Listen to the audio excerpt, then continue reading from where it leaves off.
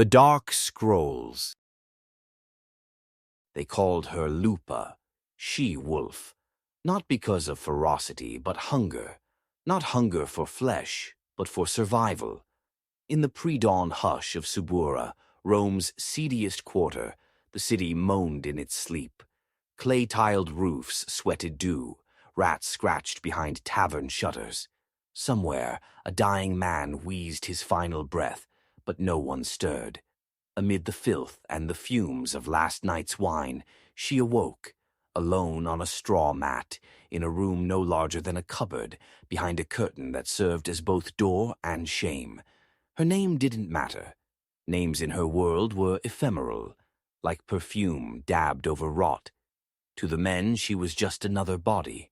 To the law, she was Miratrix, a registered woman of the night. To the gods, she was a necessary sin. Her bones ached as she sat up. It had been a long night, 2 soldiers, a senator's servant, and an old fisherman with tremoring hands. She had no choice but to take them all. Bread didn't buy itself. Her hair, thick with smoke and sweat, clung to her temples. She reached for the jar of crushed coal and smeared her eyes into something resembling allure. A little rouge on the cheeks, a smear of wine to stain her lips. In a corner, her toga lay in a wrinkled heap. Not the snowy white toga of patricians, but the dyed garment of shame, a saffron hue or bright scarlet, impossible to mistake in the streets.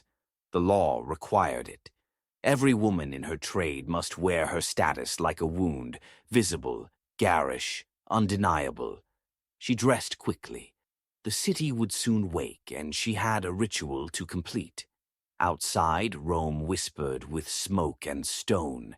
She walked fast through the alleyways, avoiding eye contact.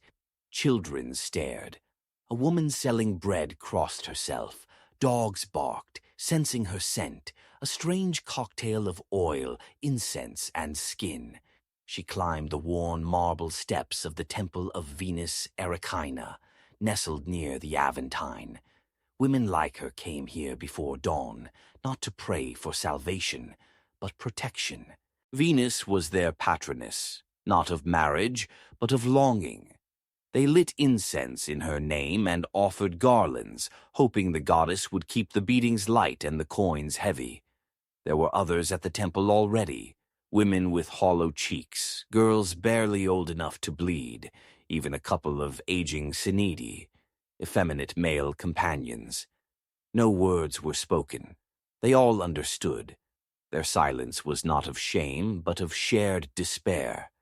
She knelt and whispered a name she hadn't used in years, the name of the girl she once was. By mid-morning, the city roared. Wheels clattered on cobblestone, vendors shouted in Latin and Greek. The forum bustled with white-robed magistrates and sandal-footed slaves. But she didn't belong there. Her place was in the shadows, at the back of taverns thick with cheap wine and spilled urine, or in the doorway of the Lupanar, the lodging carved into the underbelly of Subura. The Lupanar was not grand, nothing like the villas with frescoes and fountains. It was a squat 2-story building with stone rooms barely large enough for a bed. Each cell had a crude painting above the entrance, scenes depicted in positions with practiced vulgarity. These weren't for decoration. They were menus. She was assigned to Cubiculum 4, a room with no window, only a lamp and a mattress filled with straw and lice. Clients paid with spintriae, bronze tokens stamped with suggestive imagery on one side and Roman numerals on the other. Because imperial coins bore the emperor's face, and to spend them in a pleasure house was sacrilege. So the Romans invented this special currency. It was discreet, efficient, disposable, just like her. A man approached before noon. He smelled of onions and ambition, likely a clerk, judging by his ink-stained hands. He didn't speak, just flashed the token and pointed to the image above her door, from behind. She nodded, stepped inside. She tried not to see them as people. It was easier that way. When the stream of customers slowed, she walked out onto the street. Sometimes the lupanar was too crowded. Other times it was safer to work the corner outside a popina, a tavern where intoxicated men stumbled into carnal cravings. The midday heat thickened the air. Sweat glued her dress to her back. She leaned against a pillar and tried not to think. Not of her mother or the village she'd left behind. Not of the Roman who promised her work as a maid and delivered her to this fate. A group of boys passed by, snickering. One threw a date pit at her. "Lupa!" he shouted. She didn't flinch. The shame had long dried up. Only survival remained. A bearded man in a wine-stained tunic approached next. He was gentle. Paid extra for her to just lie beside him and pretend to care. Sometimes that hurt more than the rough ones. It reminded her that kindness still existed, but not for her. Later, back at the lodging, she cleaned herself with a damp cloth and reapplied her makeup. No baths. That luxury was for the rich. Women in her line of work bathed maybe once a week, if the water seller was generous. In the atrium, the madam counted the spintrier tokens. She took half. That was the rule. The rest would barely cover oil, bread, and cheap perfume. One of the other girls, a teenager with bruised thighs, began to cry. No one comforted her. Tears were currency wasted. She glanced up and saw a scribbled message on the wall near the entrance. Felix hic futuit decem puellas. Felix spent himself on 10 girls here. The graffiti was common. Men etched their boasts into stone, like war heroes chronicling conquests. Their pride was her pain. Evening settled like a veil of ash. She found herself beside the Tiber, watching the water drift. Women like her weren't allowed to marry, to inherit, or to speak in court. But no law could silence the ache in her limbs, the phantom cradle of a child never born, the hunger that curled in her gut. Behind her, laughter spilled from the tavern, drunken voices, slurred commands. A dog howled, and still another night awaited. She rose slowly, adjusted her saffron toga, and walked back toward the lamps of the brothel.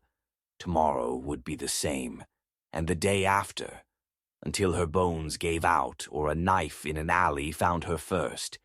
But for now she was still breathing, still enduring, still surviving. A lupa of Rome, not a monster, just a woman forgotten by history until now. The lamps in the lupanar burned low, their oil thick with smoke. She coughed once, the sound swallowed by laughter from the tavern next door. Drunken men stumbled in and out of the brothel like it were another alley. No door, no shame. Just stone corridors echoing with slaps, muffled sighs, and the squeak of worn leather sandals on wet floors. She was on her 7th visitor. He didn't ask her name. None of them did. He pushed her down against the straw mattress. It crackled beneath him. The heat of his breath soured the air. One hand gripped her throat, not to hurt, but to possess, as though pressing harder might force something human from her. When he was finished, he left a token on the ledge and staggered off, whistling. She sat up slowly. Her back ached. A dull sting pulsed deep inside her. Minor bruises, scratches. Nothing new. There were no doctors for women like her.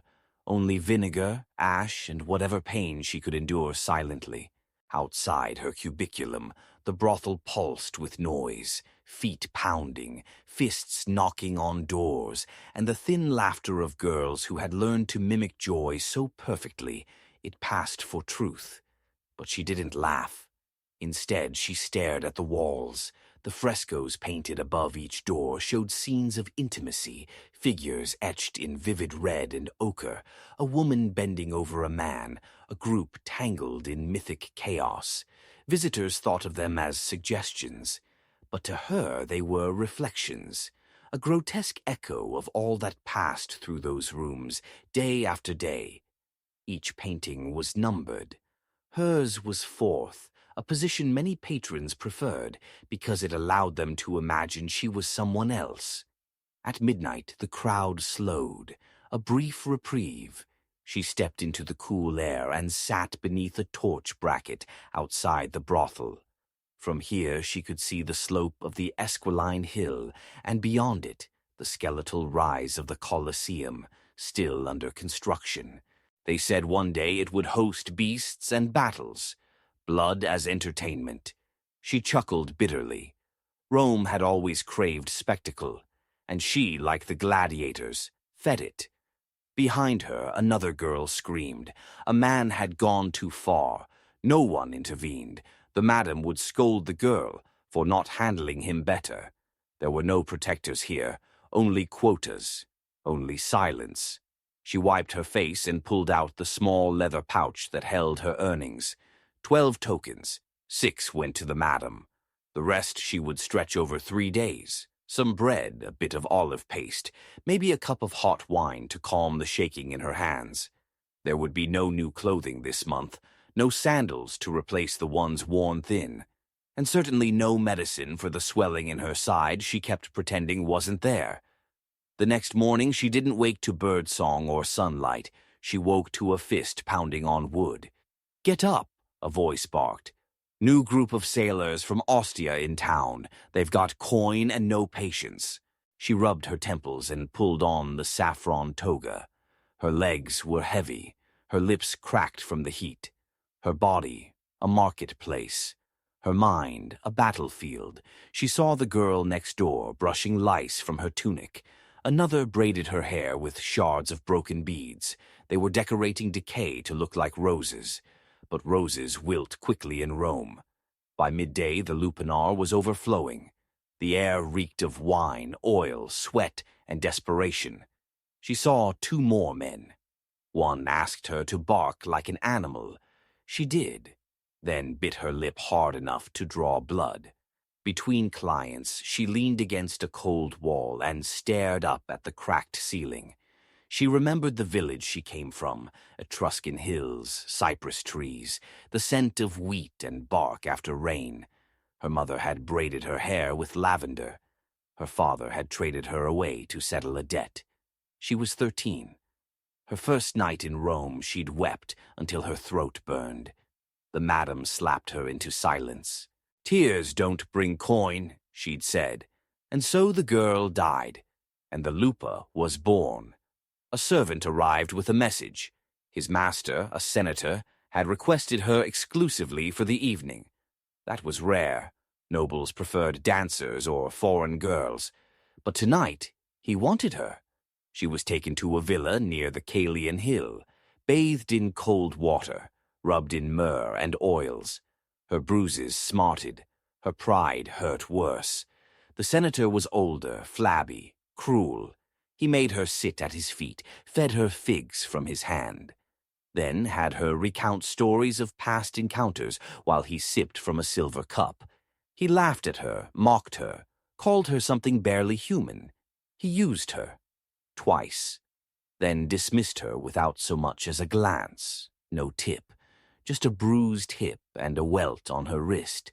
She limped back through the dirty alleys of Subura. By the time she reached her cell, she didn't even bother to clean the stains on her skin. She curled in on herself and slept. But sleep in the lupanar was never deep. Days passed, identical.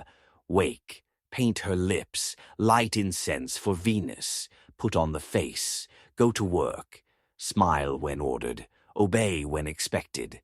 Then came the new girl, barely 15, hair like honey, eyes still innocent. She watched the girl stumble through her first hours, the wide-eyed terror, the realization, the slow crumbling from within.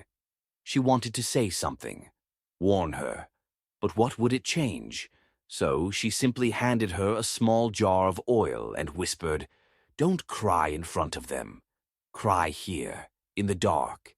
Then came Floralia, the feast of fertility, the day of flowers. For one day each year, women like her were not hidden. They were called forward, applauded. She was chosen to dance in the streets, bare but for vine leaves and garlands. her skin painted in ochre. Men clapped, threw coins. Some even called her beautiful. She smiled, she twirled, and she wept, because for one day she was visible, not taken, not used, just seen. But she knew the garlands would rot by morning.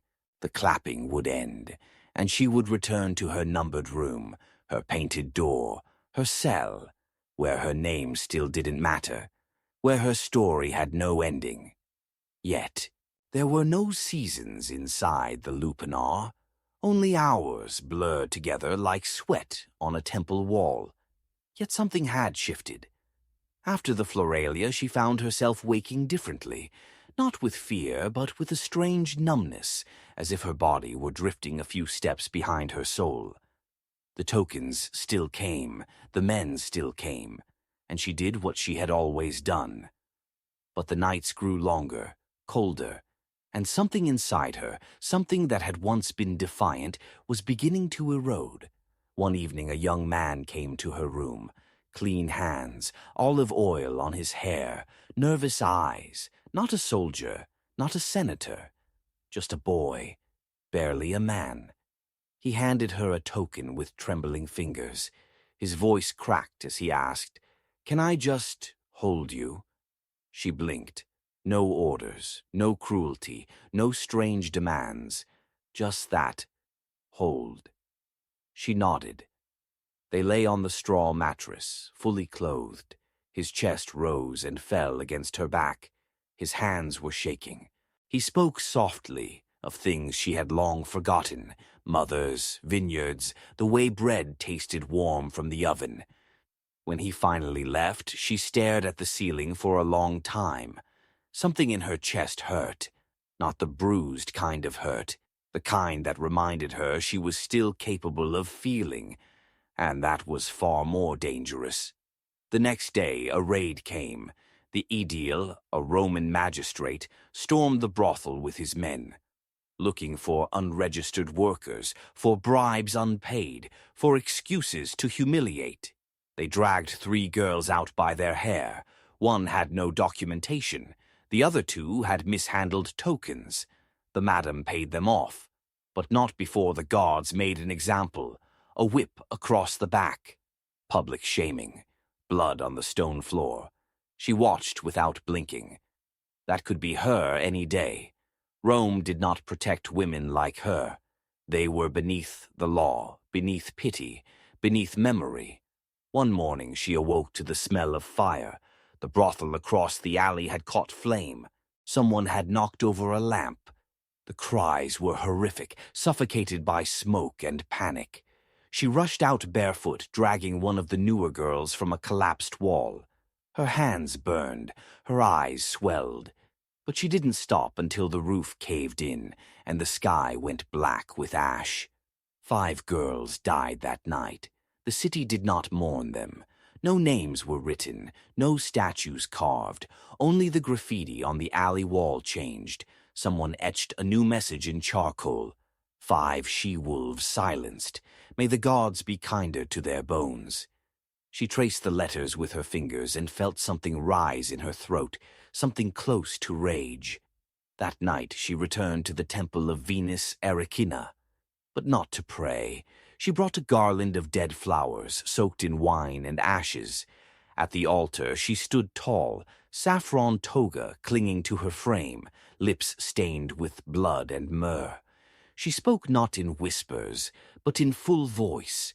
If I am to be owned, let it be by no man. Only you, mother of desire. You see me. You remember us. Do not let us vanish. Her words echoed beneath the marble dome. The other women watched her, eyes wide. Something was shifting. A quiet revolt of the forgotten. In the days that followed, she did what she had never dared. She taught the younger girls how to clean wounds with boiled water and wine, how to hide coin from the madam, how to refuse without saying the word no. She shared her oil, her rouge, her dried herbs to dull the pain. And slowly, quietly, she began to carve something into the wooden beam above her door. Not a number, not a symbol, a name. Heron. the one her mother gave her, Livia. But Rome is not kind to women who remember themselves. One evening a Roman centurion visited. Drunk, loud, entitled. He had seen her before, rough, commanding. But this time, when he struck her without cause, she struck back. The crack of her hand across his cheek echoed down the corridor. Everyone froze. The centurion's eyes darkened. He pinned her against the wall, called for the guards, accused her of theft. They dragged her into the street, beat her, stripped her of dignity, left her in the dirt outside the brothel like spoiled goods. And Rome walked past. Mothers pulled their children close. Merchants averted their eyes. No one intervened, because she was just a lupa. But she survived. 2 days later she awoke on a straw mat in a cellar beneath the tavern. The madam had hidden her there. One of the younger girls tended her bruises. Her face was swollen, one eye closed, a rib cracked. But she lived, and her name was still carved into the wood above the door. Livia, not forgotten, not erased. She never returned to the Lupanar. Instead, she moved to the edge of the Aventine Hill, where widows and washerwomen lived. She worked from a rented room, fewer clients, more choice.